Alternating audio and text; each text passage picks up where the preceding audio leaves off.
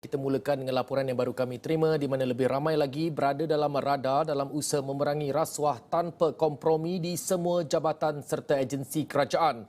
Peringatan tegas itu dititahkan Yang di-Pertuan Agong Sultan Ibrahim menerusi hantaran dalam laman sosial Facebook Seri Paduka Baginda. Sultan Ibrahim mengingatkan bahawa Baginda juga mempunyai risikan sendiri dan tahu apa yang berlaku. Kepada semua ahli yang berhormat dan pejabat awam, ingatlah bahawa jawatan yang disandang adalah amanah rakyat dan negara. Jika awak menyalahguna kuasa,